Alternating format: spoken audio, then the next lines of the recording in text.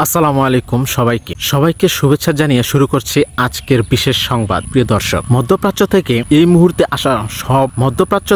এই মুহূর্তে আসা খবরগুলো শুনে আপনার চোখে কপালে উঠে। একদিকে ইসরায়েলের মোসাদ সদর দপ্তরে ইরানের বিধ্বংসী হামলা, অন্যদিকে আমেরিকার 10,000 সেনাকে মোকাবেলা করতে ইরানের 10 লাখ সেনা প্রস্তুতি। সাথে আছে জেলেনস্কির অস্ত্র বাণিজ্য নিয়ে এক নাটকীয় মোড়। আজ আমরা জানবো কেন ট্রাম্পের জয়ের সম্ভাবনা এখন মাত্র 10%। পুরো ভিডিওটি না দেখলে অনেক বড় কিছু মিস করবেন। মোসাদ ও নেতার ডেরায় ইরানের হামলা। খবরের শুরুতেই থাকছে বড় চমক। ইরান এযাবৎকালে সবচেয়ে বড় অ্যাটাকটি করে বসেছে ইসরায়েলের প্রধানমন্ত্রী নেতার বাসভবন এবং মোসাদের সেনা দপ্তরে। ইরানের দাবি এটি তাদের ইতিহাসের সবচেয়ে সফল অপারেশন। এমন সব মিসাইল ব্যবহার করা হয়েছে যা ইসরায়েলি প্রতিরক্ষা ব্যবস্থা আয়রন ডোম টেরি পায়নি। ভিডিও ফুটেজে দেখা গেছে ইসরায়েলের কেমিক্যাল প্ল্যান্টে দাউ দাউ করে আগুন জ্বলে পুরো এলাকা এখন ধ্বংসস্তূপ। আরবে জেলেনস্কির অস্ত্র নাটক ও ইরানের জবাব দর্শক। ইউক্রেনের প্রেসিডেন্ট জেলেনস্কি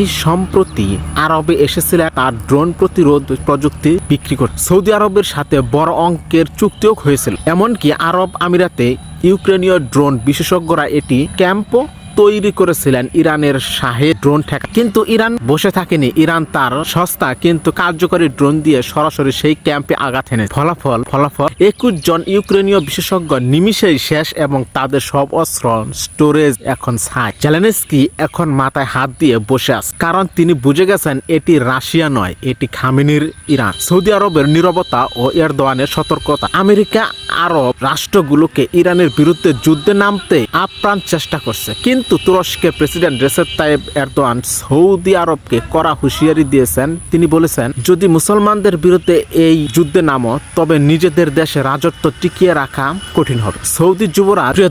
সৌদি যুবরাজ মোহাম্মদ বিন সালমানও বুঝতে পেরেছেন দেশের 99% মানুষ এখন ইরানের পক্ষে। তাই তিনি আরবের বস হয়েও যুদ্ধে নামতে রাজি হচ্ছেন না। 10 লাখ ইরানি সেনা ও ট্রাম্পের দুশ্চিন্তা।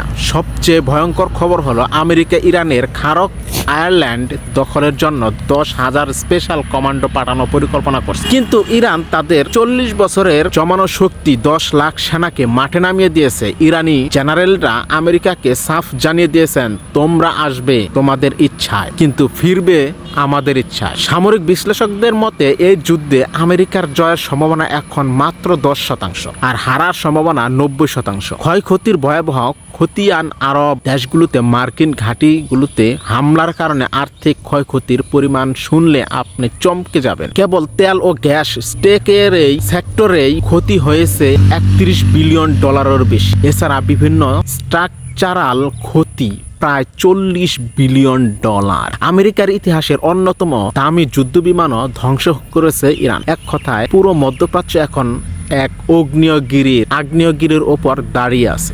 দর্শক, খেলা এখন ফাইনাল রাউন্ডে। ইরান কি পারবে মধ্যপ্রাচ্য থেকে পশ্চিমাদের বিদায় করতে, নাকি আমেরিকা নতুন কোনো চাল চালবে? আপনাদের মূল্যবান মতামত কমেন্ট বক্সে অবশ্যই জানাবেন। ভিডিওটি ভালো লাগলে শেয়ার করুন, আমাদের সাথেই থাকুন। আসসালামু আলাইকুম।